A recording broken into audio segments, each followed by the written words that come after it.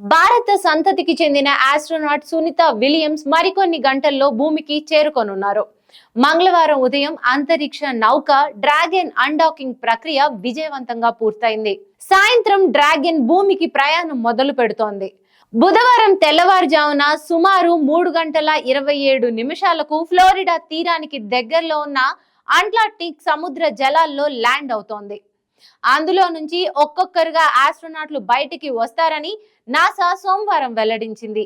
ఎలాంటి సాంకేతిక సమస్యలు తలెత్తకుండా ఉంటే అనుకున్న టైంకు ఆస్ట్రోనాట్లు భూమిపై అడుగు పెడతారని వివరించింది.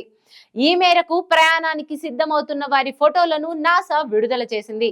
అంతేకాకుండా ఈ ప్రక్రియనంతా అన్డాకింగ్ నుంచి స్పేస్ క్రాఫ్ట్ ఫ్లోరిడా తీర ప్రాంతంలోని జలాల్లో దిగే వరకు లైవ్ కవరేజ్ ఇవ్వనుంది నాసా.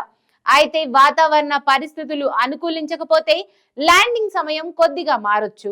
2024 జూన్ 5న ప్రయోగించిన బోయింగ్ వ్యోమనౌక స్టార్ లైనర్ లో ISS కు 8 రోజుల పర్యటనకు వెళ్లారు.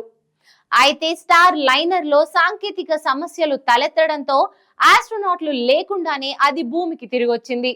దీంతో సునీత విలియమ్స్, బుచ్ విల్మోర్ సుమారు 9 నెలలుగా అక్కడే చిక్కుపోయారు.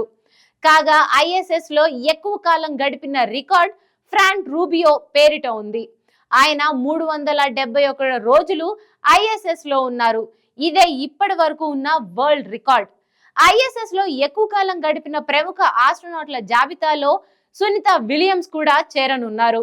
వ్యోమనౌక హ్యాచ్ మూసివేత ప్రక్రియ మొదలు నుంచి ఆస్ట్రోనాట్లు భూమిపై అడుగు పెట్టే వరకు మొత్తం ప్రక్రియను లైవ్ గా చూసేందుకు అవకాశం కల్పించినట్లు నాసా తెలిపింది. మంగళవారం ఉదయం 8:30 గంటలకు నాసా టీవీ, నాసా వెబ్సైట్ తో పాటు యూట్యూబ్ ఛానల్లోనూ చూడొచ్చని ప్రకటించింది. కాగా సునీతను భూమి మీదకు తీసుకొచ్చేందుకు అమెరికా, జపాన్, రష్యాకు చెందిన 4 వ్యోమగాములు Anne McClain, Nichole Ayers, Takuya Onishi, Kirill Peskov SpaceX Crew Dragon craft లో పైకి వెళ్లారు. వ్యోమనౌక హ్యాచ్ మూసివేత ప్రక్రియ మంగళవారం ఉదయం 8:15 ప్రారంభమైంది. ఆ తర్వాత అన్డాకింగ్ లైవ్ లో కవరేజ్ మొదలైంది. క్రూ 9 స్పేస్ క్రాఫ్ట్ ISS నుంచి సక్సెస్ఫుల్ గా అన్డాకింగ్ అనంతరం మంగళవారం సాయంత్రం భూమి వైపుకు తిరిగి జర్నీని ప్రారంభిస్తుంది. మంగళవారం అర్ధరాత్రి దాటాక భూ కక్షలను దాటి కిందకు వస్తుంది. బుధవారం తెల్లవారుజామున ఫ్లోరిడా సముద్ర జలాల్లో క్యాప్సూల్ దిగుతుంది. అక్కడి నుంచి ఆస్ట్రోనాట్లను ప్రత్యేక విమానంలో నాసా సెంటర్ కు తీసుకువెళ్తారు. అయితే ఎక్కువ రోజులు స్పేస్ లో ఉండడంతో బుచ్ విల్మోర్ కంటే సునీత విలియమ్స్ మానసికంగా, శారీరకంగా చాలా ఒత్తిడికి గురయ్యారు. స్పేస్ లో గ్రావిటీ ఉండదు. దీంతో ఆస్ట్రోనాట్లు ISS లో గాల్లో తేలుతుంటారు.